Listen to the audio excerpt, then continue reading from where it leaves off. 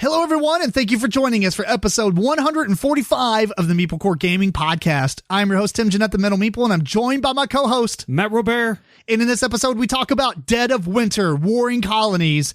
We go through some scary movie, Halloween stuff, and later in the show, we have Joshua Sprung on to talk about Sashimono coming to crowdfunding and other gaming talk, and much more.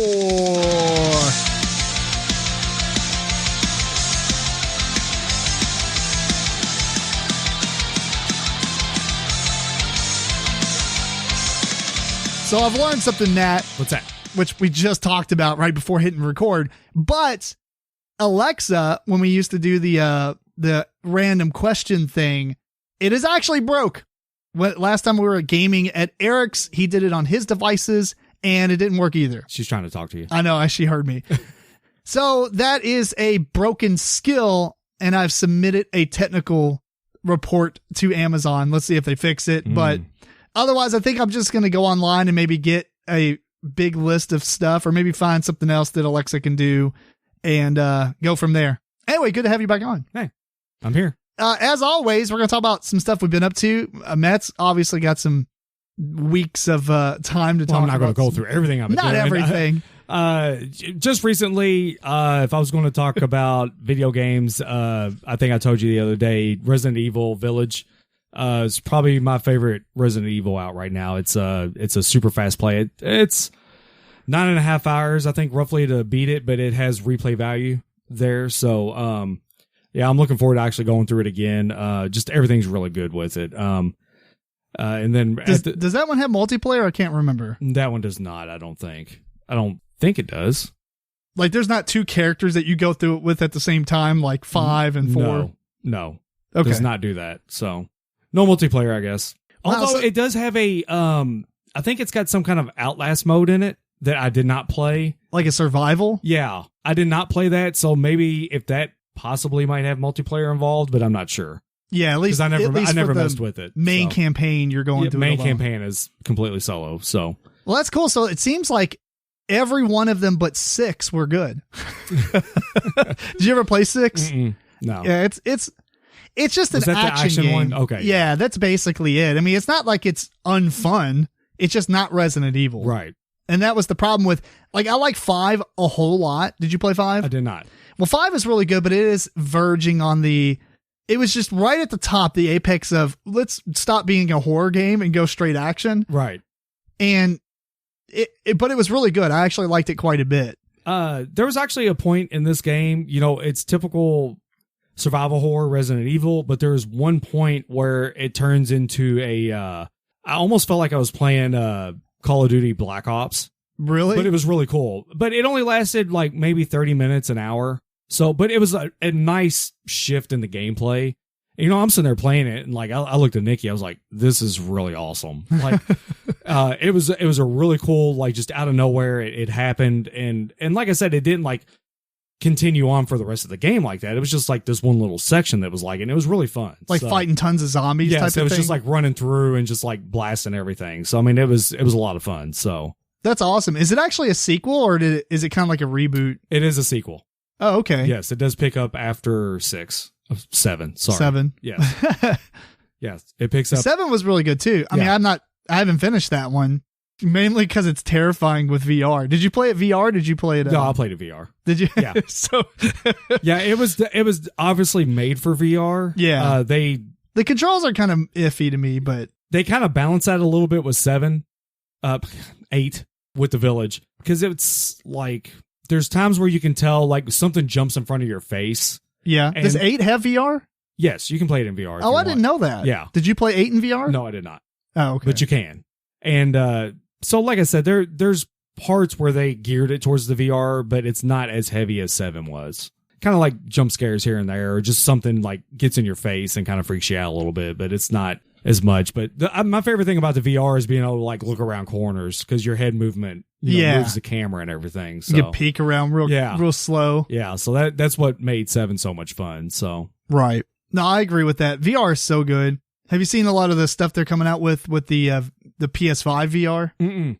They're actually redoing all the controllers and all that stuff. I'm very excited. I think I heard something about wireless. I don't know if they're continuing on with that, but I can't remember if it's wireless or if it's, I don't remember if it's wireless or if it's just one cord that you plug in. Okay. But versus the whole like couple. Right. The whole like setup and having all that. the box and everything. Yeah.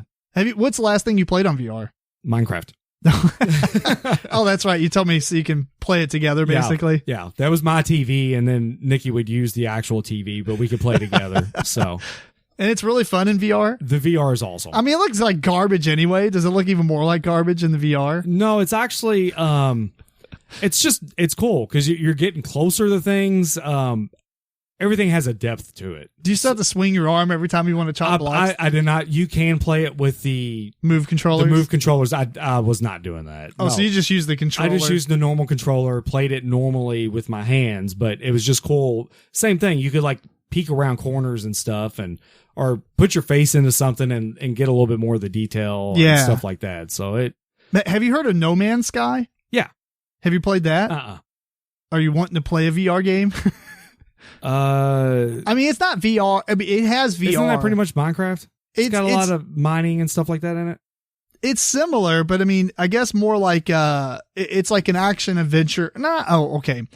It's Minecraft in such a way that you start off on a planet and you can mine for resources and you can build stuff, but you can actually go and get in your ship and there's no cutscenes or anything. Like you literally just get in your ship, pull the handle, and fly out of the atmosphere and everything. It's crazy good. Mm-hmm.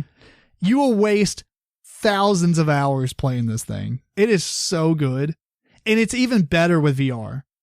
Like, I feel like I don't even want to play it without VR. Right. That's how good it is. Mm-hmm. And which is great to say because it didn't even start with VR as an option. They added it in later. Oh, that's cool. In one of the major updates. Yeah. Awesome. I think you would really like it.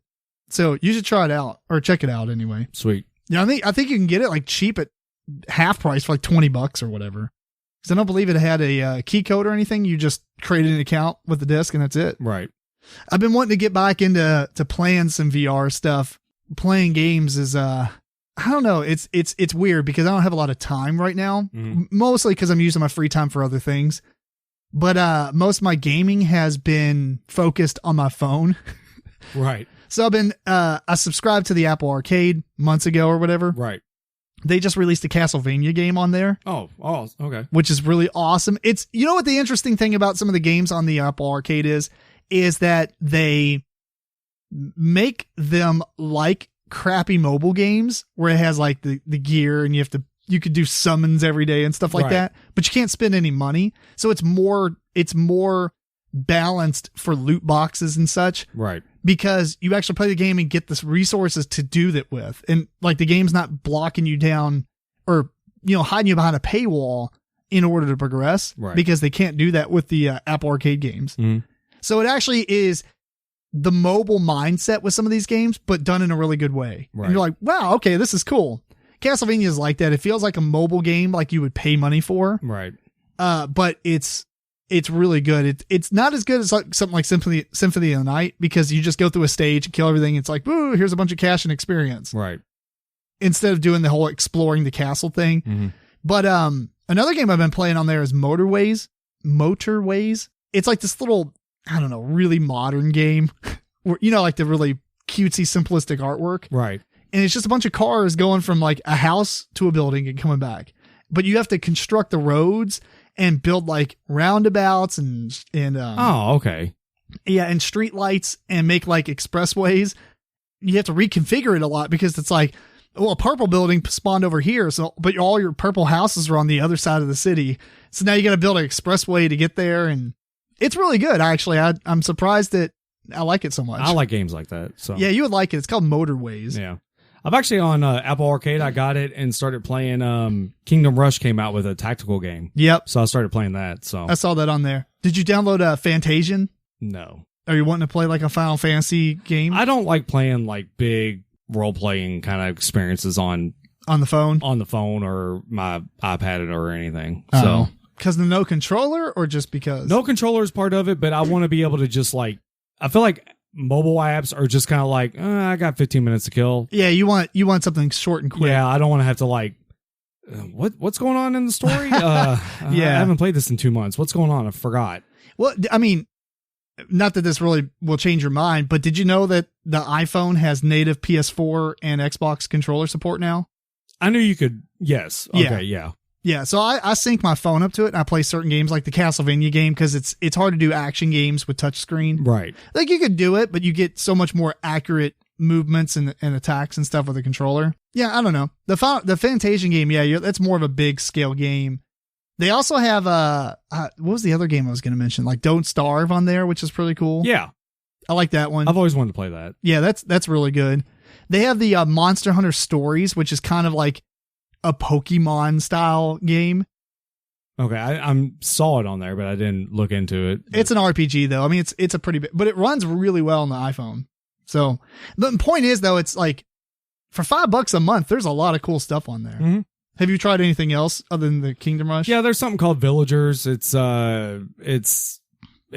you build a village and you're trying to like, it gives you goals to like, build so many farms, blah, blah, blah. But it's all like little settings. So it's like, or levels, I guess. Yeah. On this level, you have to do this much, but you're only going to be allowed to use like certain types of crops to do it. So it's kind of a sandboxy game, but it has limits to it. Oh, another thing that you might like. Have you ever played The Room? Yeah. Okay, have you played them all or just? I think I've only played the first one. I think they put Room 2 or 3 on the Apple Arcade. It's Sweet. like a definitive version or something. Mm-hmm. That'd be cool. Yeah. Because I played the first 2. Anyway, so Halloween stuff, Matt. The only thing I've done for Halloween is that I took my kids to the Boo at the Zoo. Boo at the Zoo? Which is fun. I remember them days. Yeah. It's really fun. I mean, you just walk through the zoo and they have like little setups and all, everybody's in costume and they have like all these decorations and stuff. Mm-hmm. It's really cool, but I haven't really sat down and watched any movies. What about you? I try to, not every night, but I'd say in a week we watch 4. Scary movies? Yeah. Oh, wow. Like repeated movies that you've seen in previous years or new stuff? I try to go for new ones. The only repeats I've done is Nikki got me like this poster that has like 100 horror movies on it, and as you watch them, you like it's kind of like a lottery, scratch off lottery thing. So like the original picture is something, and then when you scratch it off, it's got a different picture under it. So I'm trying to complete that, but I like watching those with Desi if it's something she can watch. Yeah. There's a lot on there that I would not watch with her. But so we try and do some of those, but then I'll also just see if anything's came out recently, like new. That I usually go to What Culture and see what they're saying. Ash is usually kind of spot on. I think she failed me this year, but that's fine. Actually, I don't think I took from her list. Actually, I think it was another girl that put out like the top 2021 horror movies to watch. Yeah. I watched about 3 of them from it, and I don't think any of them were good. So, have you seen the new Halloween movie or anything? I won't. It doesn't look good. I've already heard bad stuff about it. So. Like we see it when it comes out on DVD type of deal? I mean, maybe. I'm not the biggest Halloween. I'm not a big slasher guy. To tell you the truth. I'm not a big slasher movie kind of guy.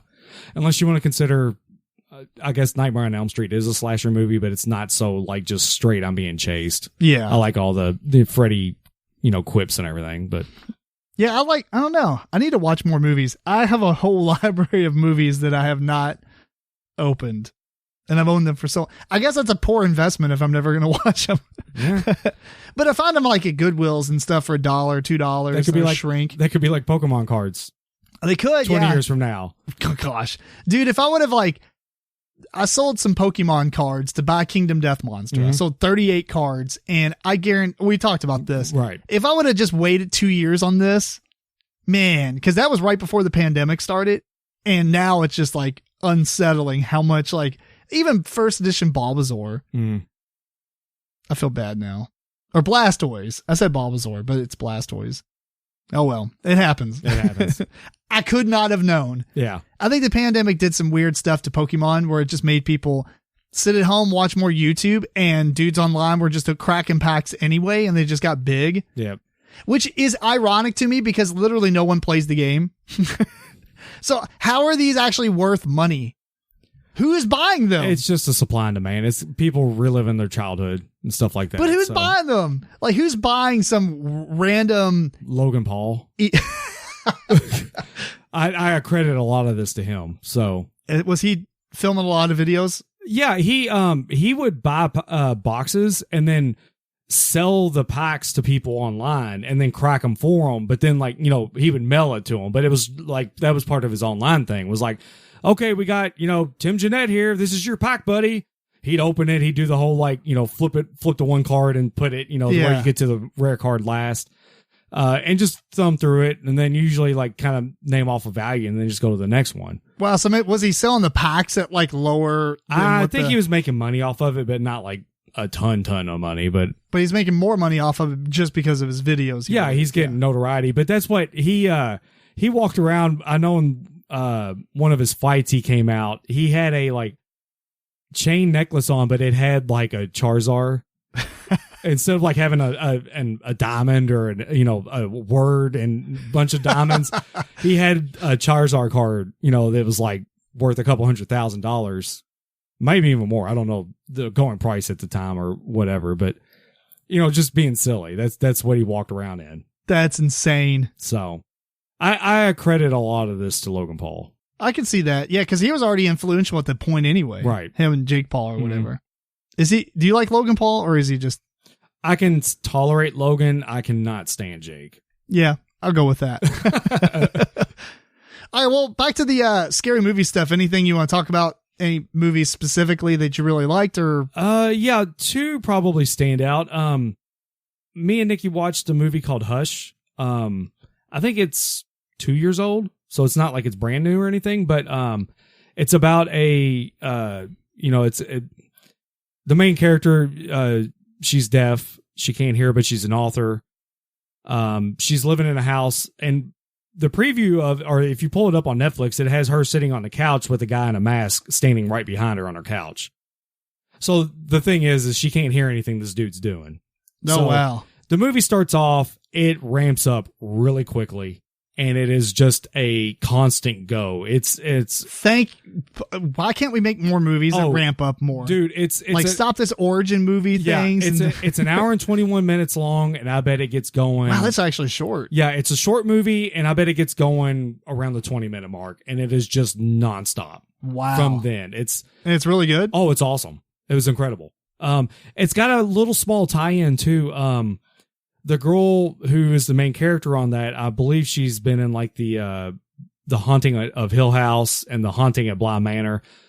Well, the new one this year is the what is the name of that series? Midnight Mass. Oddly enough, that girl is in Midnight Mass, and the book that she wrote from Hush is called Midnight Mass. So it's directed by the same director. Yeah. So it's like his own like little like universe he's creating and kind of like bridging them together. I don't know if that character has anything to do with the Midnight Mass series, but it's just like a little cool crossover thing he did. Easter egg type of deal. Kind of Easter egg. It's more Easter egg, I guess.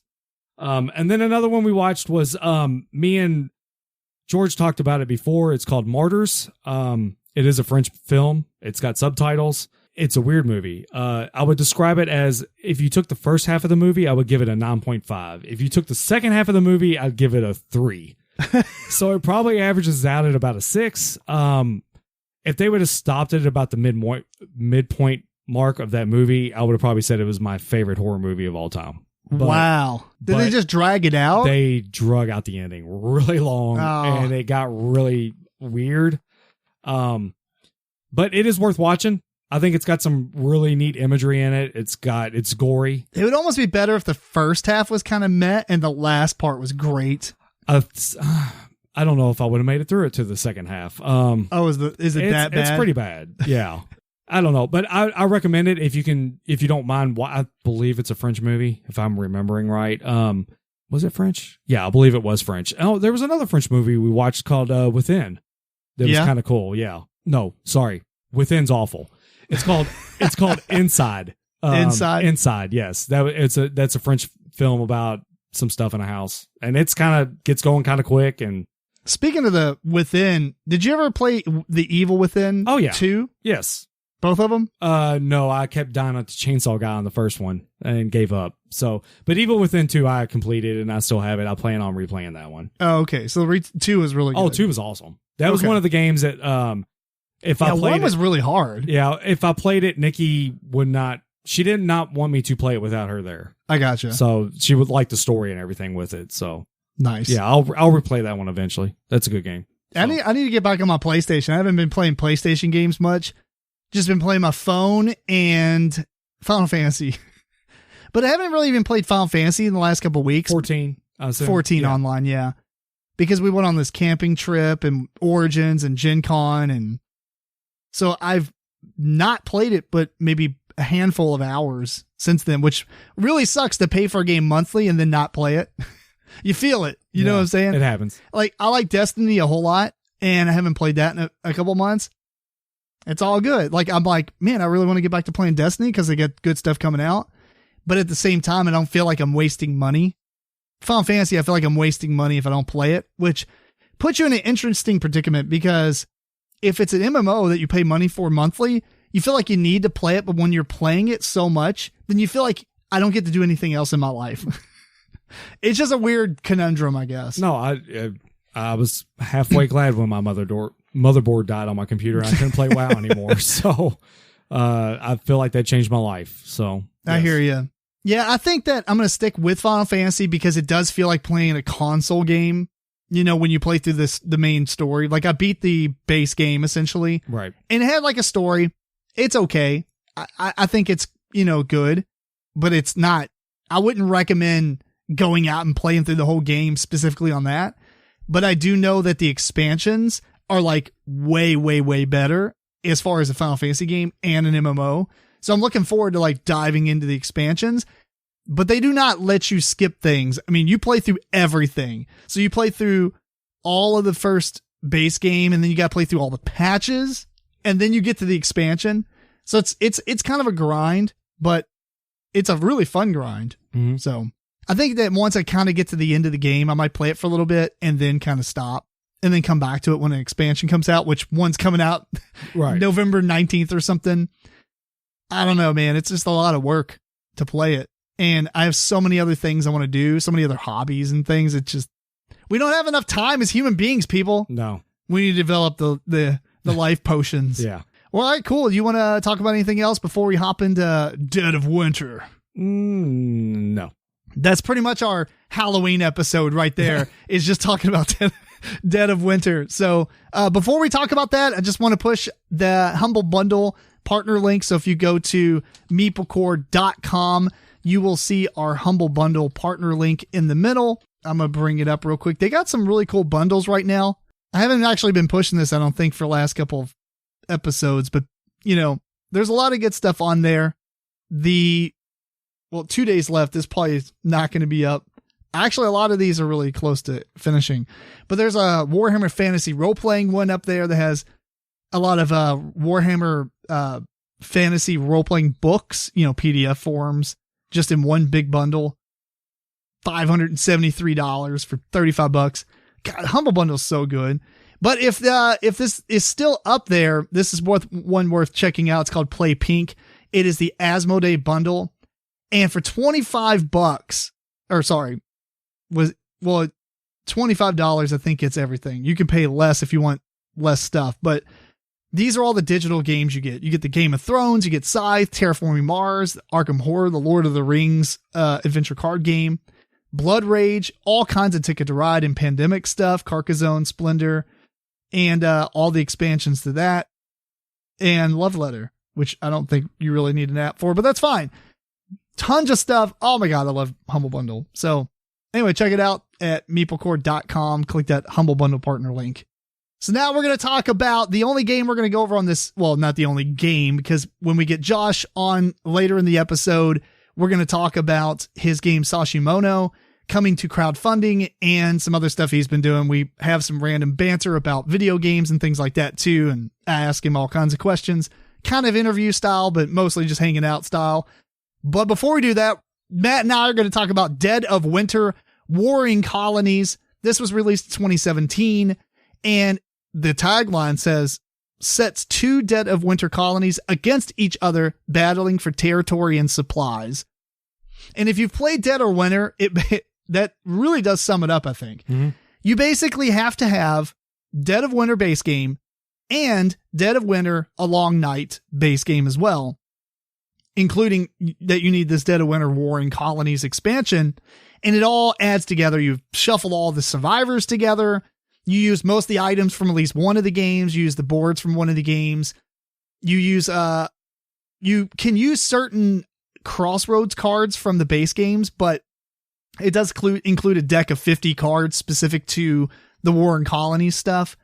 There's an entire list of things that you need to gather out of both boxes and put it together. It is a little bit of a setup, unless you do it beforehand. It is definitely a lot to break down if you want all that to be separate in different boxes. But anyway, in Warring Colonies, I'm just going to kind of briefly go over because there's way too many rules to cover. And if you're familiar with Dead of Winter, it basically is just Dead of Winter, where you have two teams playing Dead of Winter, and there's ways to interact with each other.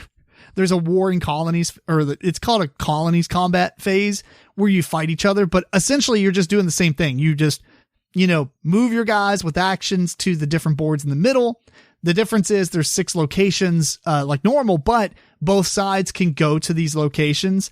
And at the end of the phase, at the end of the player's phase, when you go on to like the cleanup type phase, that's when, or colony phase, I think it's called, that's when the war can actually happen. But the other thing is there's a crisis card that comes out that all the players are contributing to collectively, because if it fails, both sides suffer the consequence. Such as, if you don't put enough of medicine out here, then whoever the leader is for that turn, they lose like their highest influence character or whatever. So both sides will suffer from that. You're kind of quasi working together to fulfill that, but at the same time fighting over, locations and such. That's mostly the difference, I think, is that the crisis affects everyone. Crossroads cards, they work identically. The colony kind of stuff works identically. The only difference is that minus a few things, the players do take their turn simultaneously. So what happens is during an entire round, if you're playing with an uneven amount of players, the lone wolf will go first. This is a character that is in his own team. And it's really just because you don't have an even amount of team players. So that oddball out is the lone wolf. They have their own mission. They have their own hidden card, what they got to do to win. They also have these missions they can do to complete the missions, which might be required on some of their cards, like their hidden objectives or whatever. But for the most part, it also gives them ways to get stuff.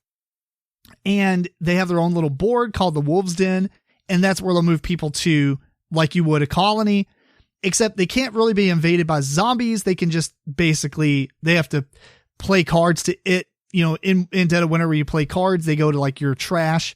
That kind of is their trash. On top of that, you have your own morale, and you have your own section for having food. So some of the stuff applies to them, but not everything. And then after they go, then the colonies will go together. And what happens is one player from each side has the knife, the first player marker, and they're going to begin that round. So here's where the major difference between the base game of Dead of Winter and the expansion, the difference is here, is that normally when you take your turn, you move your guys, you do their actions, you're done. In Warring Colonies, one player from each side will actually start with movement, and they take turns based on the morale of the colony. So if Team A has lower morale, they get to move first. If me and Matt were going simultaneously, I get to move a character, he gets to move a character, I get to move a character, etc. until we're done doing movement. Then both of us will take our turns doing our actions simultaneously. So we're not really concerned with the other person's doing. There's really no way to fight each other. About the only thing you can do is, which we actually didn't do that much, is when you, or maybe not even at all, when you move into if you go to the school and there's other people there, you can actually pay bullets to send them away, like to scare them off or whatever. Right, like you just shoot some guns off. And, that's only if really the only big reason you want to do that is if the place is full and you want to free up some spaces so you can actually go to that place anyway. Or you get there and be like, I don't want to have a fight with you at the end of this round, so I'm going to scare you off. Even then, it's not, not going to happen because there's other players that might move their people there. After you've done your simultaneous turns, then you're going to pass the first, or not pass, but it's going to be the next player's turn on each side. They're going to do the exact same thing with taking turns on movement and then simultaneously doing their actions, so on and so forth. And that finishes off the player turns. And then you go into the colony phase where zombies invade your colony and all that stuff, just like normal, except the only real big thing that's different is that the colonies that you'll have a war. So you start with each colony to see if a war breaks out, but the only time a war breaks out or combat happens is if both colonies have guys there. So you can invade each other's colony, which obviously counts as extra zombies there as far as like, putting out new zombies and stuff like that. And on top of that, you also want to invade their colony if they don't have any survivors back at their colony, because it actually will force them to lose morale because you're in there messing up all their stuff and stealing things. Otherwise, you're going to have a fight. And the way the fight works is there's like 4 kind of phases to the fight. There's these tactic cards that each side will choose a tactic. There's 4 tactics. It's kind of like a paper, rock, scissors-ish type of thing. You can go all in and get +3 to your combat. Somebody else can play, or the other team can play guard, which means that if the other team played all in, then instead you get +5, or they still get +3, but it's a net gain of 2 for them. And they wound the opposing team. So it's kind of like this, paper, rock, scissors type card play. After that, you will where you get +1 combat points for every survivor that you have in that location. And if they have a weapon that gives you +2 or +1 more, then you will bid bullets. So you get bullet tokens in this game now. And those are used obviously to scare people away from the locations to free up spots. But in this phase, you will not blind bid, but put bullets in your fist, and both teams put a fist out and reveal how many bullets they're contributing. And whatever team gets the net gain, you'll move the little token. There's a combat track that just has like a tug of war type of thing. There's a 0 in the middle and the numbers that count both ways away. So you kind of shift that little target back and forth as you're doing these phases. And the last thing is you will, what was the last thing? Oh, you roll the combat die. And so this combat die will give you either more points to the combat score, or maybe you can do direct damage basically to some of the survivors, etc. And that's really the big thing about War in Colonies is the expansion really just adds the combat stuff and like new cards and everything, but then clarifies some things that don't happen. Like there's no betrayers in this, but you can exile people. So there's no hidden traitors essentially. But yeah, overall, let's start with you, Matt. What'd you think of this expansion? It's been a while since we played Dead of Winter, but it basically feels like it was pretty much, yeah. From what I remember, Dead of Winter it was kind of the same, other than you don't have the traitor element there. So you don't have to worry about if someone's going to turn into a traitor. Did it also play to where someone could not be the traitor? But is it a whole, like, there's one extra card that's traitor? And yeah, in normal Dead of Winter, the way you shuffle the cards is somebody may get the traitor card, maybe nobody gets it. Exactly. And you don't trust anybody. Right. So that's not there. It's a little bit more of a team game, and I wouldn't even call it, it's co-op, but it doesn't feel like a co-op game. Right. It doesn't, because everybody still has, so I forgot to mention that there's a card that you pick, which is a scenario, which is the main scenario, just like in Dead of Winter, but everybody still gets their individual hidden objective card, and that basically says complete the main scenario.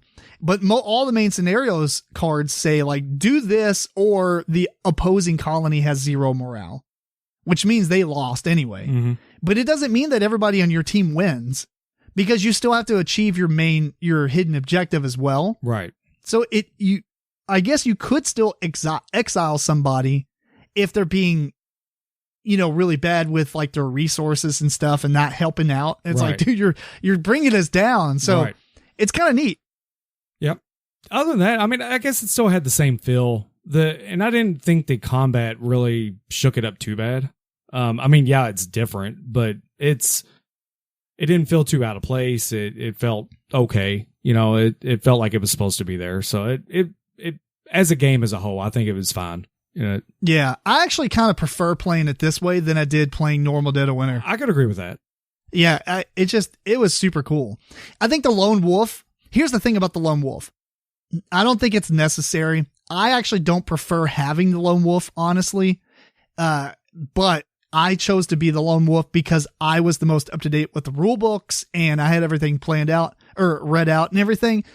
And that really did matter. I like that specifically because I could be the moderator, I guess, in a way, for all the other players. You could get your turn over and then focus on. Yeah, I get my turn over. I don't feel like I'm saying anything biased to anybody because it's like, do your thing. I'm doing my own thing. Right. Like the lone wolf can help out when their survivors are in a location with both the other players and a war happens, then you choose a side or you run away. So there is like some bribery that could happen and things like that. But for the most part, the lone wolf, I guess it depends on your secret objective. Mine was like chaotic. I was the villain. And so I wanted more than half of the players on both teams to lose their objective. So I had to go around causing problems. Right. Which I actually thought it would be better if the lone wolf needed to complete missions and like needed to jump back and forth on helping the other players and such. But either way, it was a fine position for me just because I could be like the person teaching the game, but still be contributing to playing the game, but not like super biased because it's my team. You know what I mean? Right. Not that I am biased, but it just, you could say certain rules and people are like, well, you're only saying that because it's your team or whatever. Right. But I thought it was really fun. I think that it plays up to 11 players. I don't know if I'll ever do that. Wow. That would be kind of crazy. I think what we played with was fine. Yeah. We played, basically 7 players. We had 3 on each team and then the lone wolf. Yes. And I think that was like a perfect. Yeah. So on Board Game Geek, it actually says best was 6 to 7. I will 100% agree with that. Yeah. I think another person on each team would, or even having 4, I guess, without the lone wolf. So you have 4 on 4. That could be okay. That could be okay. Yeah. I think beyond that, though, I don't think you want to play with more than 8 people. No, that's crazy. Weirdly enough, it says in the rulebook you can play it with 11, but the lone wolf doesn't get a player sheet or something like a sheet with like all the flow of the game or whatever. Right. I mean, you could just use the rulebook for that, but it was just weird that they didn't print an 11th copy of it. Yeah. I guess one thing I will say that was different, and it's kind of minor, but it's what I enjoyed about the original game was, with the crossroad cards, that there's no like stopping the game. And I don't know why. I guess maybe they found out this makes a difference at some point. But before it was like, you're sitting there watching. It's like if so-and-so goes to the library, it's like, pause, and that was always that was always cool. Like, oh God, here it goes, and they'd read off the card and you go through it. Well, now it just, at the end of the turn, it happens. If you triggered it, if you by chance triggered it. I don't know what that's for. Maybe they saw it cause problems, or I think it's because both players are taking their turns simultaneously, that they don't want any kind of interaction stopping the other player from doing something based on what just happened. That can make sense, but I think it does lose some of its shine because it was cool to be like, hold on. Yeah. Well, you just did something crazy. And that's what I said. That was one of the main things I liked about the base game. Yeah. Was that whole like, the crossbow card got triggered. That's kind of neat. I do like the 2-minute timer for the other team to hurry up and get going. Oh yeah, I forgot. So you're taking your simultaneous turns, but if one team finishes first, they can flip a 2-minute timer and force the other team to kind of make rash decisions based on the fact they don't have much time. Right. left. And that can be kind of advantageous. I know there at the end of the game, Eric had it seemed like 10 people. Yeah. And here's a normal person doing 2 or 3, and it's like, well, you better figure something out quick. Yeah, you got a lot of guys and a lot of dice, but bam, you don't have a lot of time. Yeah. So, and I do like the mechanics with the fighting, the tug of war, and the combat die. It kind of gives a little bit of that unknown. Right, the little bit of a random. You can plan most of it, but even like little guys can take out the big guys. Exactly. If you get that 3 shot, you just one shot the person and they're gone. So it fights over. So yeah, it's good. Yeah, I like the way the combat was done. The tactic cards I think are really cool because you're trying to think what would they do, and but if they do this, we can do this card instead. Because maybe you're thinking, all right, well, they've got like 3 survivors there and one of them has a gun. We have 1 dude. So they're already up in total strength, essentially. Right. So they're probably not going to play this card. Yeah. So it's got a little, even though it's only 4 cards, it does have that kind of a strategy in deciding what you would pick based on the situation. So, and I kind of got a sour taste in my mouth for the cards that both teams can contribute to, the crisis cards stuff. Just because, there was a fire at a location. I thought that was crazy. It completely got rid of that location thematic. I get it. But to counteract me not liking it also is like, well, we could contribute to it and stop it. Yeah. So it's kind of a catch-22 on that. It's like, do I want to waste stuff to keep the crisis from happening? But if the crisis happens, then, and sometimes you're looking at the person that's the leader and it's like, sorry, I can't do nothing. The one thing I would love to see different with the crisis cards, not that it's ever going to change, because I think Dead of Winter's probably done at this point. I mean, which is fine. It has a lot of content right now. But on the cards, there was an optional thing that if you went 2 above, you got like a bonus stuff. Both teams did. I would almost rather see the optional say like, whichever team contributes the most gets a benefit. Because it'd be like, well, we're contributing, and it gives you an incentive to actually complete the card, even just by your own team. Because if you contributed enough to complete the card and the other team didn't contribute anything, but like team A actually put in, obviously the most at that point, because they're the only team that put stuff in. Right now, the way it works is, your team doesn't suffer the effects, but neither does the other team. But if you did it with like a bonus, then not only did you stop the effects for the other team, but you got some kind of a reward for it. Right. Like maybe you get to search through some kind of like separate deck that actually would give you a reward. That's like, maybe it's a better gun that you can find in any of the decks, or it's like a thing with a packet of food that gives you like 5 food, something really, really nice. As long as you submit it, not even like the clear majority, but like 3+ above the other team or something like that. Right. Give some incentive for really going ham on it. Mm-hmm. That would be awesome. But so the crises were cool. I thought they were a little bit brutal, but some of them aren't brutal. So it's just shuffling at that point. Right. Some of them are just, people can't move next turn, which most cases, sometimes you don't even care. Yeah. You're already in the position you need to be in. Some of the other ones were like kill people, or like you said, the fire, which I thought was one of the coolest cards. Yeah. it was annoying because if I can't remember if anybody died from that. Oh yeah. Did they? Okay. Yeah. Our team lost 3 people, I think. Yeah.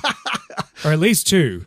I know me and James both had a person there. That's brutal. Maybe it was, we lost 2 and the other team lost 1. Yeah. That might have been what it was. I guess even if you don't want to contribute, you could just bring your guys back in to the colony and not worry about it. Looking back at it, that was the thing. It was like, well, I could have moved away, I guess. Yeah. And just been like, I'm not even messing with this, but I gambled, thought 1 out of 6, it won't hit us, and it did. So. But talking about thematics, man, like everything that's happening is really cool. That's one thing about Dead of Winter I really liked is it is a quote unquote, I hate using this term, but Ameritrash type of game, right? Where it's just dice rolling and doing story and doing things, but some things are just not balanced, and it's fine. If you go into this game thinking, that's what I was telling some of the other guys that we played with. Don't go in this thinking, oh, you have a disadvantage because some of the people on your team haven't played Dead of Winter. It's not about that. I think Dead of Winter is about the experience, not necessarily winning the game. Because we talked about it before, Dead of Winter is a very hard game. The game's going to beat you up even, like, if you're a betrayer in the base game, you almost won. Right. I mean, the game's just going to be so hard, and you don't even care, and you just walk off as the betrayer, and you're like, ha ha ha, and they just lose because the main game story stuff is really hard. And that's fine because it's thematic to the time of apocalypse, like a zombie apocalypse happen. It's not an easy thing. And that was like one of the weirdest, coolest things ever was like James, he got that crossroad card where he just happened to trigger it. And it's like, oh, you found a bunker. This bunker's stuffed with food. Do you want to just say screw it and win the game alone and leave? Yeah. Thanks, James. Or do you want to, take all the stuff, the resources from this bunker back to your teammates and spread the wealth? And he was like, I'm out. Yeah. And it's like, could you imagine ever having a game, like a Euro game that has like a flip it, and it's like, would you like to win the game right now? So it only works in these kind of games, but I mean, that's what's interesting is that could happen in this scenario, like in a zombie apocalypse or like a Fallout type of scenario. Yeah. And that's probably the best way to put it is though it's co-op, but everyone is playing for themselves. Yeah. It's semi co-op, yeah, right? Because you have to get your winning condition. So which I thought was really awesome because I didn't really think about that ahead of time, like before reading the rules. I just always thought it was team versus team, but it really isn't. It's everyone by themselves, but you're kind of partnered up with other people. Right. Because you still are trying to win. The other team might be at, 1 morale. And you're like, ooh, we can knock them out and have a fight and stuff and get them to 0. But then you look at your secret objective and you're like, but I can't win. You're right. I ain't going to let this happen. Mm-hmm. And if you fight enough, then the other players could vote to actually exile you out and like you would the whole time. So crazy stuff, which I mean, I'm assuming you can exile out because all the cards says non-exiled players, but we didn't exile anyone. I think for the most part, you don't need to, but it's neat that it is an option. Yeah. We never had someone that made it feel like they weren't doing enough you'd have to be pretty detrimental. Oh yeah. You'd have to be really detrimental. Like I'm not giving anything. Which is the charm of the betrayer cards, because the betrayer cards put you in a position where, everybody has to be kind of greedy for themselves because I can't win unless I hoard food. Right. And the whole main objective needs 15, 20 food or whatever. But having the betrayer card makes it seem like, are you just hoarding it because you can't win otherwise? Or are you being like this because you're the actual betrayer and trying to hurt the team? Right. So it's sad that element isn't in the Warring Colonies expansion. But I think there's enough going on with the other team messing with you. Right. That I feel like is kind of lost on the first play. I think that on subsequent plays, it's going to get even more brutal because, it's a strategy to be able to invade the other team's colony and really hurt their morale. Right. And like that was done a few times, especially because some of the characters have like abilities to steal from the other colony and stuff when they're in there. But I feel like if you played this a few times, it would actually get really like brutal with what's happening. Like why? I don't know. That seems like a really cool thing to try out. So I'm looking forward to playing it again for sure. Yeah. Our graveyard was pretty full. Yeah. A lot of people died. I think that what's really cool is that you literally take all the survivors and just shuffle them in. The only bad thing is I think that, I don't know. I mean, it doesn't dilute the Warring Colonies deck of crossroad cards, but there were a lot of crossroad cards, I guess, that mention the survivors that came in the expansion. Like if this person's not in the graveyard or whatever. I gotcha. Right. Yeah. So it would be cool if the crossroads cards triggered more, but I think that's kind of just random. It's neat that they don't trigger all the time, but at the same time, it'd be cool if they did. Right. If that makes sense. I don't want them to, I think it would kind of dilute the crossroad cards if they were happening constantly. Yeah. No, I think I like it to where you just don't know if it's going to happen or not. Yeah. Because we went a long time with nothing happening. And then it seemed like later in the game, they were happening more, frequent. And it was just dumb luck. Yeah. Like it just depends on what people are doing and randomly like when you get the crossroad card. I know for a fact it was James, his person going to the library was all it took. For the bunker? Yeah. Yeah. So it's like such a random thing. I think that's really cool. And I don't know, the crossroads cards are really cool. It's almost like a separate game. Like just don't even plan on them happening, but they do. You're like, whoa. Although just like in normal Dead of Winter, it would be cooler. It makes more sense in this one, but it would be cooler if you don't know what the options are. Like, do you want to shoot him in the face or run away? And you don't know what the repercussions are. I didn't care for the whole the whole thing either. Yeah. And that's how all of the Dead of Winters are. But it makes more sense in this because it is more of like a team-based. I don't, you know what? I don't even care. I think you shouldn't know what the outcomes are. Right. I think it should be like, for instance, one of the crossroad cards, no spoilers or whatever. I mean, whatever. I don't. If you're getting it's one card. Yeah, it's one card, guys. There was a car crash that you come across and the woman's trying to get her husband out, but she can't get him out. So she starts running off and you're like, whoa, whoa, whoa, whoa. And like at that point, it should be like, do you want to help her or do you want to help her husband? Right. And it does it, but at this point, it just reads off everything. You can help her and this will happen, or you can help her husband and this will happen. It's like, it'd be cooler if you don't know what's going to happen. I think. Yes. And they're not even written from a perspective where you can do that. It's like, it's like built into the text. It's not like here's the option and here's the outcome. You could just not read the outcome. It's just kind of one run-on sentence of, not run-on, but you know what I'm saying. Right. Well, cool. I don't know. Anything else you want to mention about it that you... There's a lot of standees now. There's a lot of standees. I'm glad it's not miniatures because this game be $1,000. I mean, there's so much stuff. I don't know. The bad thing about it is taking the game apart and putting them back in the other boxes is a chore, but I almost don't know if I want to just keep it all together anyway. Yeah. But if I ever want to play Dead of Winter, I'm fine with all the survivors being together, but the problem is I think it might dilute the Crossroads decks of the original games if you add in double the amount of survivors, because all those cards that say, is Bob alive? It's like, well, now Bob is not part of 50 cards. He's part of 150 cards. Right. So I think the only thing I would ask for is we discussed it, is having the standees have different holders. So you could denote who's on team. Yeah, I think I don't know how many times we're going to play this, but I do believe that I'm going to buy colored stands. Because, you're saying everybody has a clear stand. So you don't know. There's 40 miniatures or standees everywhere. Right. You don't know whose team they're on or if they're the lone wolf.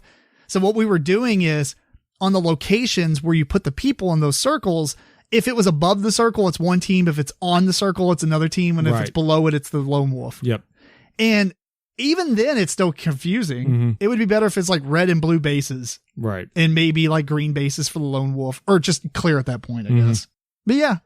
So that's the only little thing. Really good. I am super glad we got this to the table. I really, really enjoyed it. This is probably one of my go-tos for a big game of people. And it wasn't really that long, even though I feel like some of the players thought it was long. It wasn't that long. I don't know. The setup and everything is what. No, setup was crap. Yes. This would be a game I have set up before people get there. I think it was roughly 4 hours. Maybe a little longer, 4.5, setup and everything. Explanation of rules. Yeah, that's everything. Though. Everything. So I actually don't think that's bad for a 7-player, pretty involved game. Did, we started on track number or round 5. Is that? We played a medium length game. That was a medium length? Yeah. Okay. Yeah, that was. Because the cards actually say short or medium short, things like that, long. Right. And we played a medium game. Okay. So we could have played a short game. I think a short game you wouldn't have got the feel. I think the 5 rounds was fine. Yeah, because we actually played it through a normal, I think it was on the last round, right? And yes. Yeah, so it actually worked out well. I mean, no, sorry, we were at the end of round 2. Round 2. Okay. And so if you guys hadn't went to 0 morale, there would have been more morale. There was almost another round. So we essentially played a short game. Yes. Because the short game started with 4, although maybe the main objective could have been met earlier on a short game. Right.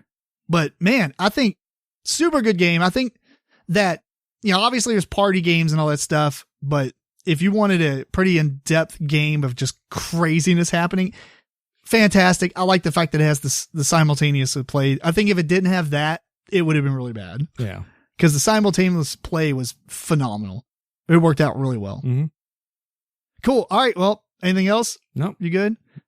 All right. Well, that is Dead of Winter, War Colonies. Pretty good suggestion. If you already have Dead of Winter, or if you even have both, I highly recommend getting this because it's pretty small and not that expensive. So check it out. Dead of Winter, Warring Colonies.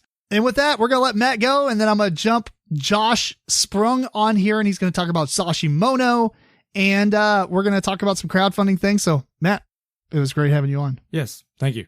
Cool. All right. We got Josh on the podcast, Joshua Sprung. Do you ever go by Joshua? I do sometimes. Sometimes. So it's kind of a funny thing. I go by Josh for the most part, but then when you say my full name, it's a lot easier if you add the UA. So if you say Josh Sprung is hard. Yeah, but Josh Sprung gets this marble mouth thing going. Anyways, that's that's not important. That's interesting. That is interesting. Yeah. So it's almost like the celebrity name. You got to use the whole thing. Yeah, if you say the whole thing, you got to use the whole thing. Exactly. Well, cool. Thanks for coming on the podcast. You've got a game coming out called Sashimono. Yeah, thanks for having me. I'm really excited about it. Yeah, no problem. So let's just start real quick with that, and then well, you know what? Tell you what. Let's start with something different. let's start with tell everybody who you are, maybe some of the stuff you've done in the board game world, and that kind of led you up to this. Yeah, so I've been in the board game world for a little while now. Back in, I think it was around 2010, I got involved with a friend of mine, Tony Galati, and we started designing games. And we created the game Yashima, which was published by Greenbrier Games, I think back in 2015 or so. Since then, I've been creating more games, working with publishers, working at booths, doing some consulting work for them as well. So I've been doing this stuff for a good decade or so. That's awesome. Yeah, it's been a great journey.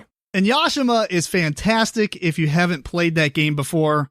I've done reviews, I think, of every bit of it except for the fairy tale one on the Dice Tower. Yeah, I don't think I actually finished that review. It's a 10 out of 10. You got to try it. Yeah, if you like miniature kind of fight each other games, fantastic. I was a big fan. I mean, I'm still a big fan. I have it all. Yeah, I think my proudest point with that one was that even when I had to play test it to like try out a new character or a new kami and things like that, no matter how reluctant I was or like, okay, I've played this enough times, I still had fun playing it. Like even testing after many, many times. So at the very least, I was still happy playing it after That's hundreds of plays.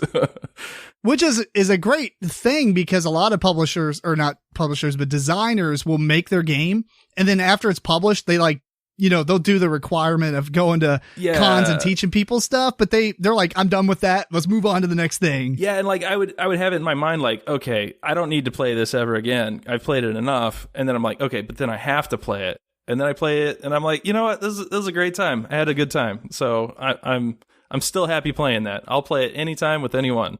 That's awesome. I think a lot more designers should be in that mindset. You know what I mean? Like, be not that they're not proud of what they're playing or designing or whatever, but just like keeping it alive. Actually, you know what? Let's just expand that to board games in general. I think everyone is like, this board game came out in 2019 and it's 2020. That game's dead and gone. Yeah. Unless it's like the top, there's like a top few or a top percentage or two of games that stay around. I guess those are the ones they call evergreens. But everything else just seems like, cool, it had its print run. We talked about it for a year and bam, no longer in our inventory. It's gone. People don't care about it anymore. I think it has a lot to do with the way people consume board games as well. So like if you're always chasing the newest thing, I don't have time to play something that's 5 years old. I got to play, the stack of games that are all new and still shrink wrapped. So one thing that's really helped me is stop buying new games and man, just playing all these old favorites and playing them multiple times instead of just once. It has been awesome. That, and I think if you have a normal gaming group, just work in old games. Like you could play new stuff, but play something new and then play something else that came out 8 years ago, 10 years ago. Yeah. Yeah. I anytime I meet up with friends, I'll try to bring, something new that I haven't played yet. And I'll always try to bring something that everybody already knows how to play and just get more sessions in with it. No, I totally agree with that. I think there's so many great games. There's a lot of great games coming out too. But there's such a huge library of board games. I mean, there's no reason to, put your nose in the air versus something that came out, more than a year ago. It's just crazy. Yeah. I mean, things are moving forward fast and, everyone all the publishers want you to buy their games and, all these and the games are awesome too. Like people are making better and better games every day. So I could see it happening. It makes sense. Yeah, I definitely understand it. But anyway, talking about a new game, ironically. So you got Sashimono, and this is coming. How are you doing the crowdfunding on this? So it's a little different than something like a Kickstarter or even like that. I think people have been using GameFound. So this is actually through a print on demand site called the Game Crafter, And any kind of game designers probably already know about this site where they essentially you can create your games as a print on demand service. I think a lot of publishers will use something like this to create really high quality prototypes for like reviewers and things like that in advance of mass producing games. Anyways, probably no one cares about that. But to speak about the quality though, because I'm assuming the copy that you got to me was printed through Graincrafter as well, or was that printed? Yep. Dude, they definitely got their so cards good. down. Yeah. There's no way I would be able to tell you these cards weren't. Oh yeah, it's absolutely final quality. I mean, it's they do such a tremendous job with the quality. But it is print on demand, so the cost is a little higher. And one of the things they have for, someone self-publishing a game, such as myself, is you have the option to create a crowd sale. And essentially what that is a group buy of the game. And once you sell so many copies, the price of everyone's copy goes down because they can now have enough materials to get a better deal on those games. So kind of like just bulk ordering. Yeah, essentially. So basically, it starts at a discount from the normal rate, and then if 50 copies are sold, everyone saves a few bucks. If 100 copies are sold, everyone saves a few more. So nice. Instead of stretch goals, it's basically make the game cheaper for everyone. That's fantastic. So you got this starting November 3rd, is that right? That's right, November 3rd, and I'm running it through the 24th because Thanksgiving. That's fair. So tell us a little bit about Sashimono for, kind of like the elevator pitch. Or maybe you go a little bit deeper than that for those who have no clue about the game and, what it's about, kind of how it plays. Obviously, this is a 2-player game, although it has a solo mode as well. Yeah, so I'm muddling my words here. So it's a 1 to 2 player game, and the theme of the game is basically you're in 1600 Japan, and at the time, there was 2 major factions, just categorized as a Eastern and Western army, hence the 2 players. And within each of those armies were basically a coalition of daimyo and samurai. And basically you're taking on a leadership role, commanding multiple daimyo, multiple samurai for your particular army. That's basically the theme of the game. Mechanically speaking, you have a card representing each of these leaders of other groups. So basically you have a single card representing one of these daimyos that's essentially an ally of yours, and you place them into around a 3x3 grid representing your military group. And through that card you can issue special commands and basically do tactical things with it. One of the things I'm really trying to achieve with the game is doing a lot with a little. So there's not a lot of cards in the game, but it definitely has a big game, deep strategy kind of feel to it. Something you want to play many, many times. Yeah, I like the idea that basically to activate the powers, unlike other card games where you have some sort of resource management or anything like that, you're actually using the rows and columns of that grid to power their abilities, essentially. Yeah, so each of the basically they're called Sashimono cards.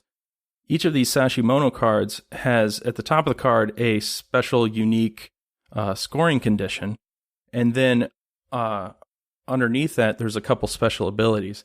And in order to activate those abilities, you have to have certain cards within that row or column that you assign it to. And those rows or columns are also your fighting forces. So there's also a attack and defense value of those cards that you have in play.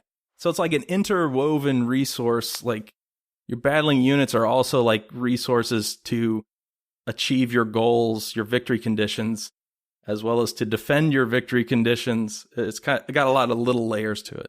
Right, and those cards get flipped, back and forth, and they become weaker essentially if they're on their backside. But if you flip them upright, then you have more attack and defense symbols. And so you've got that little bit of a puzzle going on with yourself that you have to keep, worried about, because you can flip things over and essentially weaken like your next move type of deal. Yeah. Yeah. And it's also like one of the misconceptions is, 1600 Japan, Sengoku period, feudal Japan, this is war, and you think there's going to be a lot of battles, but in reality, a lot of the battles were really small skirmishes or trying to take control of, very essential objectives. And it wasn't just big army fighting big army. So I'm trying to capture that in the game by way of like the scoring conditions of your Sashimono cards are very specific and very like puzzle-like. And a lot of them don't even involve battle, but you use battle to essentially disrupt your opponent's Sashimonos that they're achieving.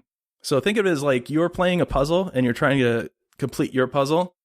And if you have the resources, you can also attack the opponent and prevent them from completing their puzzle. It's a terrible way to compare it, but it'd be like playing Tetris. And as you make a Tetris, it adds lines to your opponent. Yeah, it's like, Tetris, what is it? Tetris 99 or whatever. You send some blocks their way, Yeah, exactly. Yeah, so it's kind of like that, but like essentially when you have one of your cards, like their victory conditions achieved, you, in the game terms, you bow that card and you turn it horizontally, and it represents like a check state of that card. And then on your next turn, if it's still bowed, you can then score that card. And basically you score enough of those and you win the game. So your opponent has an opportunity they have one turn to stop you from scoring that card. And I thought that was one of the coolest things about the game, is that you control when your scoring phases happen, essentially. I mean, well, to a degree. I mean, you can't just do a scoring phase if you don't have any requirements to. I mean, I guess you could, but it would be a waste of time. Right? I've been known to do it. Okay, fair. So, but it's neat because you choose when that happens. It's not like other games where you play so many rounds and then stuff scores, and then you play so many rounds and then stuff scores, and et cetera, until it ends. This is more of like you get your setup going and then you decide to score, and hopefully it works out, I guess, if you're got the strategy right. Yeah, so a couple things with that. So one of the strategies is, even though I have a Sashimono card bowed, I may choose to actually not take a score turn if I think that I can maintain it and get another one bowed in that turn. Then I basically can create a 2-point swing on a subsequent turn, and it's more efficient. So you can take the risk at trying to get that efficient scoring opportunity and score 2 at once. Gotcha. That's awesome. Yeah, because then I feel like some people miss that strategy in a lot of board games where it's like, dude, you're going to be able to do that anyway because you already have it set up and nobody could do anything about it. But if you pause one round, you can make better use of that turn because maybe this resource is running low and other people might grab it. So if you spend your time doing that scoring or whatever, then you're going to run out of that. I think that's awesome that it's in this because, and that it's a valid strategy, just because I feel like a lot more people need to be conscious that that's a thing in board games or card games or whatever. Yeah. You know what I mean? Yeah, sure. I've seen a lot of this with. I can score, so I do. Yeah. Like TCGs, like Netrunner. I mean, maybe even Magic to a degree, but more like games like Netrunner where I just feel like, don't waste your time just because it's an obvious thing that you should do next. Whereas don't obviously try to score, like you said, at least try to set up for a second one if you know there's no way that they can disrupt your first scoring. Yeah. That's awesome. And there's also plenty of times where my opponent will, for example, have 2 guys bowed and they think they got it in the bag. But I've been planning turns in advance to counter not just one, but both of their Sashimono, as well as bow my own and create a victory state for myself. So, and that's called the table flip strategy. You're just like made them so mad. They're like, bro.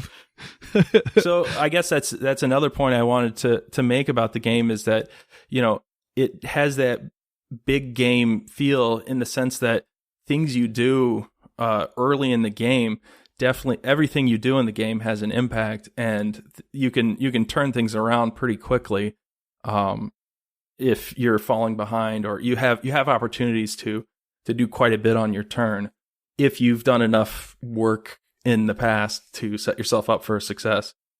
Yeah, that's awesome. I'm really excited because, what is there, like 50 something cards? I can't remember the exact count. It's 72 cards. 72 cards, yeah. So you have 18 cards for each side as the Kumi cards, which are your foot soldiers. And then you have 17 Sashimono cards for each side. So that's a total of 34 Sashimono, which is 34 unique victory conditions and just unique cards with special abilities and everything. So there's just a ton of replay. That's fantastic. And you only see about 5 or 6 Sashimono per game. So and even one being different since it's a victory condition changes quite a bit in your strategy. That's awesome. I'm super excited about this game. Obviously, I'm a pretty huge lover of feudal Japan type games, and we were talking about this before the podcast, and there's not a lot of, not that this game has tons and tons of battles, but there's not a lot of games that focus on battles, without just being traditional Shogun or something where it's just like a map of Japan and you're like dudes on a map type of thing. Yeah.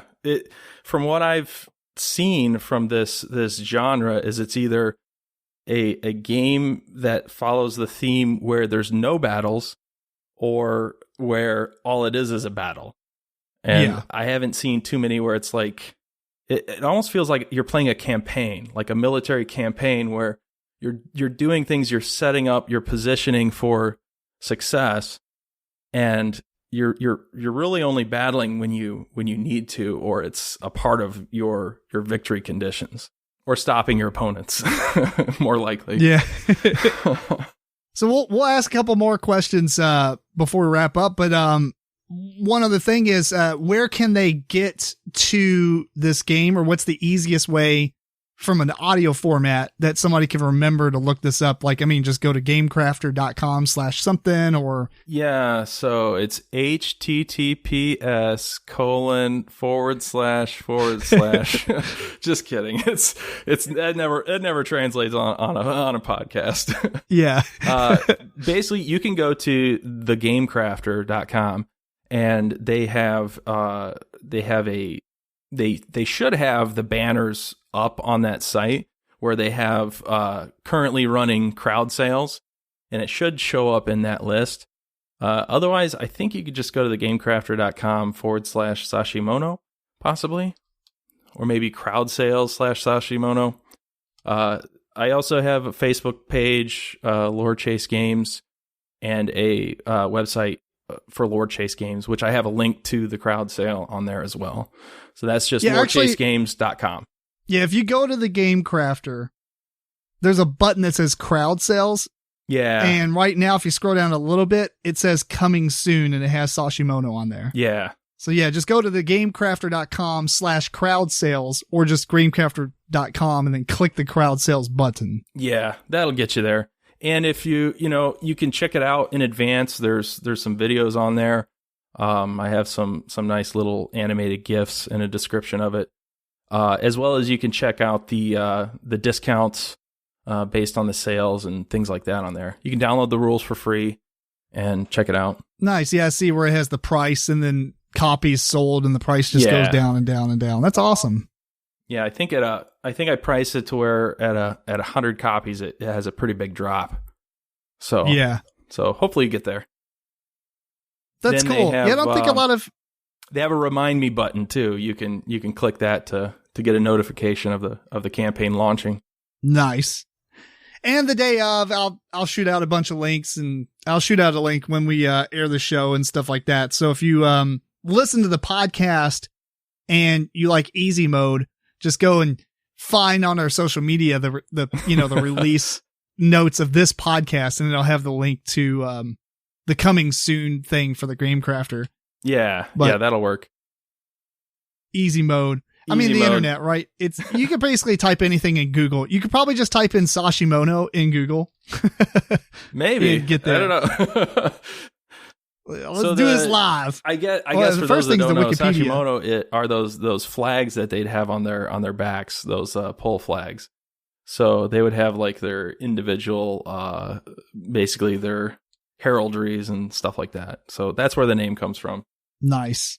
Yeah, if you type in Sashimono game, Lore Chase Games comes up with that first thing. Oh, So, cool, great. I tried to it's choose a unique super name. I didn't see any others. It didn't look like it, no. And it's is it on Tabletop Simulator? Oh yeah, you could play it for free on Tabletop Simulator, so it's all on there. I have a link to that on Lore Chase Games website. You could get it on there. You probably could find it in the Steam. What is it? The Workshop. workshop. Yeah. Right. Well, cool. Let's ask some other questions real quick. I always like to go with what your favorite video games are. Oh man. It could be current ones or it could just be your favorite overall. You pick. I mean, there's a few top choices. I know I talked about Soul Calibur on the Dreamcast. The original Soul Calibur is pretty darn good. Yes. But as far as like, I might have to say Demon Souls. Wow. Demon Have you Souls- played the PS5 one? No, I haven't. PlayStation 3 Demon Souls. Oh my gosh, I played the heck out of that game. Such a good game. So classic. Yeah. That is a very, very good and rough game. Yeah, and you know, I'm probably in the minority, but like I really felt like Dark Souls was definitely a downgrade when that came out. Because Demon Wow. Souls, it looked so much better. It was so much cleaner too. But the reason Dark Souls was a step back was because it was produced for multiple consoles. So it had to be a little lower grade. It couldn't be bells and whistles as much as Demon Souls. Because I think Demon Souls was purely PS3. I believe you're right. And just looking at Demon Souls, the PS5 or, remaster or whatever, it looks crazy. That's probably pretty sweet. It looks I don't pretty have a awesome. PS5, so I don't think anybody does. I think they just sent out 1 million copies to like YouTubers and then they were done. yeah, Just hype everybody up. yeah. That's all. It's just a big publicity stunt. April Fools. Right. It doesn't actually exist as a Yeah. purchasable product. Hey, have you seen one in person? I have, yeah. I have. They're massive. They I are couldn't believe super it. big. I'm like, this is like a desktop PC sitting next to your television. It's definitely as tall as one, like a non-full tower. It's just a Mhm. mid-tower size, and it's like skinnier than a PC. But man, it is chunky. It looks cool and alien. Yeah, it's cool. Demon Souls is definitely up there for me. The other one that comes to my mind is I think this is pretty lesser known. I think it was on the PS3. It came out. It was a remake. You might not have heard of this one. This was Bionic Commando Rearmed. Dude, yep. So good. So good. Yes. I'm a really big fan of Bionic Commando on the Nintendo. And I remember when they announced that, I was like, that's right. It was Bring that back. The multiplayer is so sick on that. It's so detailed, so good. So good. I still such can play a that weird endlessly. theme. Just it's an amazing game. That's awesome. Yeah, Bionic Commando is a classic. But because that came out I knew it came out on Xbox 360. I didn't know it came out on PS3. Yeah, Maybe it came out on both. I think at the time all I had was a PlayStation 3, so I know at least it was PlayStation 3. And then they came out with a second one, and the whole gimmick was that you can't jump. You have to swing with the bionic arm. And I think the second one they added jumping. Just ruined it. It was a disaster. It was terrible. Which, by the way, that's a great name, by the way. Rearmed. Yes, it's For so those that fitting. don't know, his Actually, arm's a giant like grappling hook. even like the soundtrack for that. I own the soundtrack for that game because it was just so good. Everything about it was just perfect. 10 out of 10. Would highly recommend. That's good stuff, man. Any other ones? Or are we going with those couple? I mean, if you want to go old school, Joust. Oh, Joust. Wow. That's like, you're jumping a lot back there, right? When they came out with it on the PS3, they had online global ranking. And for quite a while, I was in the top like 25 or something. That's fantastic. But it was just like a fluke thing. I could never replicate that kind of score again. That game was so random, though. Like, you could get lucky and do really well. Right. Yeah, Joust is a good one. I like it definitely, there was like a remaster, though, right? Like, they redid the game with the same, because I mean, it was a Atari game originally. Yeah, I think the one I played on the PS3 was basically, it had the, I think it was like a pixel perfect replica of the original. But so you had like the arcade, the faux arcade border around the square screen kind of thing. Right. That's awesome. Yeah, that was a great game. What about board games? If you had to say like maybe now that's a lot harder. That's a much longer list. That's fair. Any that particularly stand out, like top 10, top 5? Do I have to only say like obscure things? You can say whatever you want. Oh man. Or even if you have some that was like the most, this is an interesting question, like most influential board games that maybe got you to want to design games, or, you know, like, I really wish I designed this type of deal. You know what I mean? Yeah, man, it's tricky. So obviously I'm huge into TCGs. So like, easily my favorite type of game is like a TCG, but they have such a, like, designing a TCG just like doesn't really fly nowadays. It's like it was flooded back in the day and no one wants to do that. But yeah, I mean, so, you know, Magic the Gathering, Yu-Gi-Oh, what else? Shadow Fist. That's a great game. Oh, that's right. You were like a champion at that or something, right? 2-time world champ. Yep. That's so funny. I did it once at Gen Con, and once I went up to Toronto and stole it from the Canadians. So yeah, Shadow Fist is the best multiplayer TCG I've ever played. That's great. I'm gonna have to try it out. But that's the problem with it. It's like obscure. I have never played it 2-player. It does not work at 2-player. It doesn't really? No, like it's better at 3 above, or like just having all the way up? Because I know fundamentally it just would not be fun. Wow, that's crazy. But yeah, 3, 4, 5-player, it's a blast. A lot of politics. It has a really high learning curve, so it's like really hard to just jump in. But did you ever play, I mean, since you like the feudal Japan stuff, did you ever play Legend of the Five Rings? Yeah, I played that back in the day a little bit, but it was hard to find players in my area. So like I didn't get too far into it.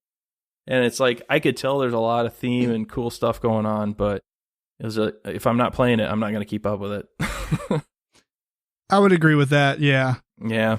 All right. Well, then instead of doing like your top games, then add a couple more obscure ones that people should check out that you love dearly. Oh, Shadow Fist is a good one. One that's always a hit with my play groups. It has probably one of the worst titles of a game ever, and it doesn't even look that good. Like, if I was just a random customer seeing this box, I'd be like, "What is this? This looks terrible. I would never play this." Abracadabra is the name of it. This game is seriously so much fun. It's a blast to play with players, especially people that have played it multiple times, because you can like really get in people's heads.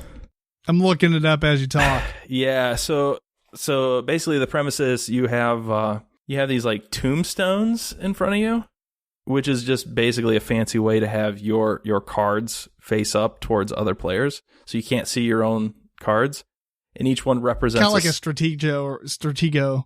Yeah, or Hanabi. what's it? Yeah, Hanabi. The chunky Hanabi Deluxe with the big, like the dice material tokens.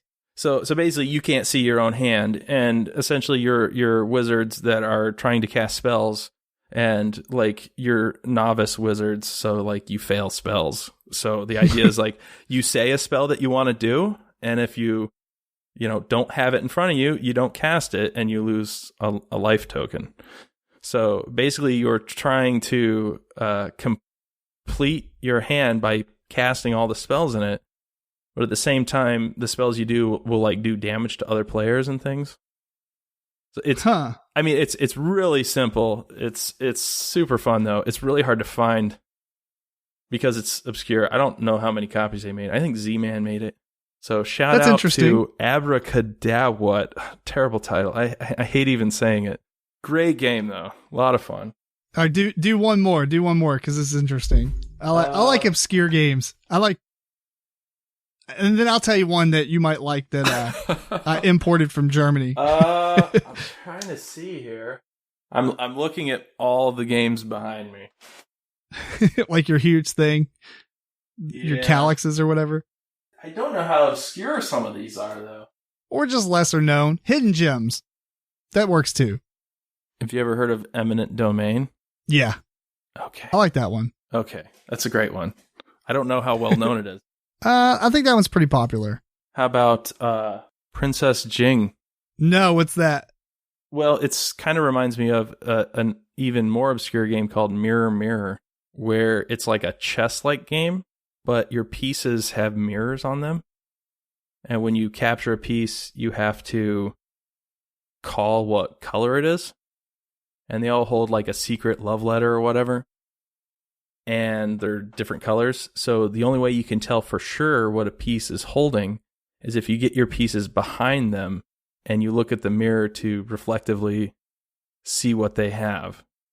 So you're physically setting up a mirror to be able to look behind stuff? Yeah. That sounds awesome. Or you can take a risk and just capture a piece or try to capture it. And if you guess wrong, your piece gets captured instead. But you can take a chance and just guess.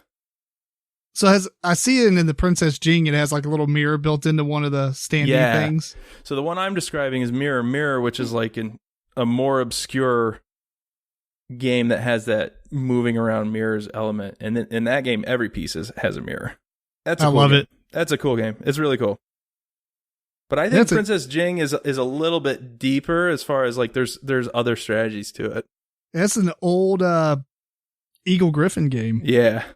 That's awesome. I love it. Obscure games. I got one. Everybody on the podcast probably knows this by now, but it's a Parlay. Parlay? And it's Parlay. Yeah. I don't think they maybe published a couple hundred copies of this thing. And it was only released in Germany. But basically what's cool about it is you have a board that has like these 16 hexagon spots that you're fighting over, which are just, there's a map of like, the Spanish area or whatever, where they were like, taking over different ports and stuff. But basically it ends up being like a grid of 16 hexes. And you will, on your turn, you choose where you want to fight over, right? Everybody has this nation they work for. They're basically a pirate that works for one of the 6 nations, like Spain or, the Turks or whatever. And no one knows who you work for. But every battle has 3 of the nations being attackers and 3 being defenders. And so whoever is the captain or whoever's active player gets to decide if there's a closed or open bid. And if it's closed, everybody puts a card in, you shuffle, you reveal. The cards will have like 1, 2, 3 swords or 1, 2, 3 shields. There's also some special cards as well. And whatever side gets the most votes essentially wins. And you put those 3 tokens in that hex. But the points on the victory track go up for not just 1 per every contiguous piece. So if yellow has a bunch of things together and you're the captain, you're like, we're going to fight right here. Then everybody's like, yeah, but, you're trying to do that to get both the sections of yellow to connect together and you get a massive amount of points for that. And you're like, I'm not the yellow nation, Yeah. What are you talking about? That almost sounds like diplomacy. A little. Yeah. It's got a little, I mean, the game plays in like an hour, so it's not. Yeah, see, that's way better. Yeah. But what's cool is you can do more information gathering by doing an open bid. And so if it's my turn, I'm like, all right, Josh, we're going to that spot. And what you do in the open bid is the player to the left of the captain has to put a card face up in front of them that they're going to put into the vote. And it's like, let's see how you vote now. You know, you can do that. It's just so cool. You can abstain. There's like cards that say, I'm going to abstain. It's like, why are you abstaining from this battle? You know, speaking of eminent domain, like that's my favorite thing to do in that game is just to not follow what they chose. What do they call it? Dissent. I dissent. Yeah. Yeah. Yeah. That's good stuff, man. No, that sounds great. I love board games. Parlay. I'll have to find that. Yeah. I found one copy of it and it was like $75 to get it here. Dude, it was crazy. Is it simple enough that I could make my own? Because I'm pretty good at making games. It probably is, but Prototypes. It is on Tabletop Simulator. Oh, okay. So okay. I would try it there first. As a matter of fact, you could probably join us one night and play it with us. Yeah. That'd be the easy way to learn it too. We'll do that. Yeah. Really good game. I liked it so much. This is the thing about Tabletop Simulator and why I'm also glad that you put Sashimono on there. Is because I feel like a lot of publishers get scared away from this stuff because it's like, well, if they can play it online, they're not going to buy it in real life or whatever. Mm-hmm. I feel like that's the most crap. Like that just doesn't make any sense to me. Yeah. I've purchased so many games because I played them on Tabletop Simulator. But in reality, I've also played so many games that I was like, there's no way I'm going to buy this. It's not my type of game or whatever. And I think that's fine too, because I'd rather, I don't know.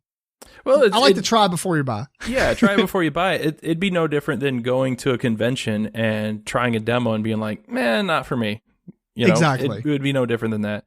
Now, I have many games on Tabletop Simulator, and the reason for that is because of the pandemic, because I had playtesting groups that I would, design and meet up with and playtest each other's games. And since the pandemic hit, it was like, we can't do that anymore. So we had to shift everything to online. So now I'm really proficient at making stuff in Tabletop Simulator. So yeah, Sashimono was for quite a while exclusively just tested online. I mean, it's a great way to do it. I mean, yeah, so much easier than making multiple prototypes. You can just send the files or whatever. Yeah. If you don't want to publish it to the Steam workshop, it's a great tool. I think it's awesome. Even putting it in the workshop, you can make updates very easily, and it saves it up there. And then if something happens to your computer, it's backed up. It's backed up. Yeah. But that's awesome. Do you have any other games on Tabletop Simulator you want people to check out? Man, if you go to Lore Chase Games, there's several games on there that you can check out. So let me go on there. I think there's a really cool one you might dig is Enchanters, which is like I don't know if you've seen it before, but it's like a tactics, like chess-like grid, but you have like Russian nesting doll pieces where pieces go inside of pieces. Nice. Yeah. So I had to write some scripts in Tabletop Simulator to make that happen, but I'm trying to think of what other ones are in there. I have so many games I can't even remember them all. I know. Storybook Battles, Yashima, Throne of Hastinapur, which is another one coming out later. And I think I also have Line of Sight, which is like a modern military game on there. Yeah, Line of Sight's on there too. So you can play all those for free. What about that pirate game that you showed us one day? Whatever happened to that? That one I haven't touched in quite a while. Yeah. So that one I more or less just kind of put on the shelf. I'm trying to get some of these other ones out the door first. And now that I'm self-publishing, I'm trying to get at least 2, maybe 3 games per year done, because I have such a backlog of designs. I mean, probably at this point I've designed over 20 games, and I'm just trying to get them out there. Right. So this print on demand stuff seems pretty cool to make that happen. Yeah, I like that it's a there was another website that you can do that where people would go in and buy a ton of one product. You know what I'm talking about? It was Groupon maybe or something like that. It's something like that, but it was like you can go on and add on, and it got cheaper and cheaper. But it wasn't for like new product to support somebody. It was just, we want to buy a ton of this, CD or game or movie or whatever. And a bunch of people would get on there, and then that company would reach out to the publisher and be like, or not even the publisher, but the manufacturer, because it was other products too. Cut out the middleman. Yeah, exactly. We want to buy 500 copies of this. What's the best deal you give us? That type of thing. Yeah. So. Yeah, I mean, I love print on demand stuff. It's come so far, like from the past. Like, you upload your files and then you can click buy, and you have a really like finished quality prototype arrive in the mail. It's incredible. That is incredible. And how the times have changed. Yeah, I know, it's amazing. Everything's so easy these days, which also makes things harder. Well, that's true. Yeah, like you mentioned how easy it is to make changes like digitally, and it's a blessing and a curse, because it's like, how easy it is to make that change. So make another tweak to the game, make another little correction, and it's like you're always chasing that perfection. Exactly. You got to finish it at one point and call it done. Yep. And I think a physical copy is the way to really push that home. Yeah, exactly. All right, well, cool. Let's wrap this one up. Do you have any thing that you want to part on, or any last things that you forgot to mention about Sashimono? Parting words. Words. I probably butchered the description of Sashimono, but it's a really cool game. You should check it out. The easiest way to describe it, I think, because I was explaining this to Eric and some of the other guys on the podcast. Basically, it's a 3x3 grid, and all their abilities are activated by things in that grid. So you place a card at the beginning or end of a row or column, and then as long as those symbols show up on the cards in that row or column, then it activates a power. Yeah. I mean, that's pretty much it, right? I mean, yeah. I'm not trying to downplay anything, but that's the gist of what you're doing. Yeah, it kind of sets the tone, and then you start reading the rules. Yeah, it's like, I mean, it's a bit like Yashima in the sense that it's like no one thing is really complicated, but like all these little gears interconnect, and like it kind of like chess. It gets complicated. Yeah. Right. Like in chess, every move is simple. Yeah, surface level is really easy and not difficult, but then when you start thinking about consequences... Yeah, or like when two chess masters start playing, it's like, why did it take you 4 days? Because you're like doing things to counteract each other and outthink your opponent rather than just play the most obvious looking smart move. Yep. So I guess, I mentioned earlier, like one of the big things I was going for is trying to give that big game feel. And like the big reason for that is to create that replay. And the game has a pretty high learning curve. So it's like the second game is so much better than the first. And the third game you play is even better. And it just gets better with plays. So I'm really happy with where it is in that regard. But the first game's kind of rough because it's a high learning curve. I won't sugarcoat it. That's fair. But the second thing I was trying to achieve is basically, creating a since each of those Sashimono are unique, and I did a lot of research on these personalities from history, 400 years ago, and trying to have these special abilities and scoring objectives historically relate to the mechanics of the game, and try to make each one of them feel really unique and interesting, and trying to basically have a player associate themselves with certain individuals that they like, man, this card is like my favorite card, and get them interested in history, and read up on all these fantastic stories about all these personalities. There's so much awesome information out there. Just look it up on the internet, but there's tons of books as well. And you got some lore going on in the book and stuff. Yeah, there's a little in there, and the I call it lore history. Yeah. So So trust data, not lore. Yeah, exactly. So yeah, and that's one of my kind of a side quest for this game is to try to like I said, this has such a rich history to it, and you don't need to know any of the history to play the game. Like, you don't need to know anything other than a few terms that are used, but it's like you'll get that much more out of it if you look stuff up and kind of see how the abilities relate to, the stories that you read about these people. Yeah. And I tried to put some nice flavor in there, And it's Japanese feudal Japan. Awesome theme. Yeah. Probably the best theme you can ever go with, besides generic fantasy, and I'm going to get flack for that, but that's fine. Red flags. Yeah. Generic fantasy, I'm running away. I'm like, that's fine, bring it on. Can't get enough of that stuff. I know. It's just such a safe place to be. Yeah. Generic fantasy. That's fine. And even the more generic, the more it's like, okay. Right. Because, it's familiar. Yeah. Well, you're always trying to make something familiar, something new when you're like designing games. And like, if you have a theme that's so familiar to so many people, it's like, that's in the bag. You're done. Move on to the next thing you got to work on. All right, man. Well, thanks for coming on the show. Basically, everybody can go to lorechasegames.com. Obviously, GameCrafter, thegamecrafter.com whenever November 3rd hits.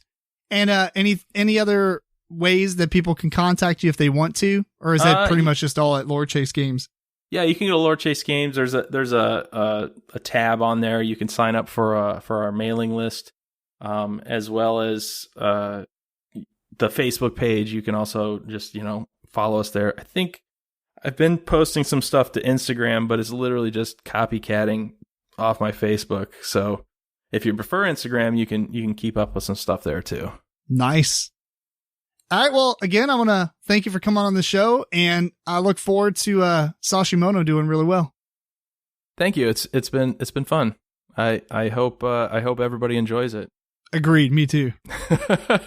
And even, the more people share it, the cheaper it gets for everybody. So everybody wins. It's win-win. It's win-win. Right.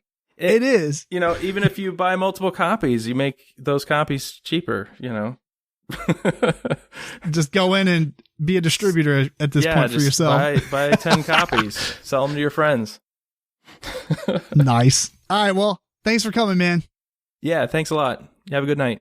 All right, so I want to thank Josh for joining, and I think it's about time we wrap this episode up. So we want to thank you again for tuning in to episode 145 of the MeepleCore Gaming Podcast. This episode was recorded on October 26th, 2021. Send your questions and comments to meeplecore@gmail.com. Check out our social media, Twitter, Facebook, Instagram, and all that stuff. And until next time, this is Tim Jennette, the Metal Meeple.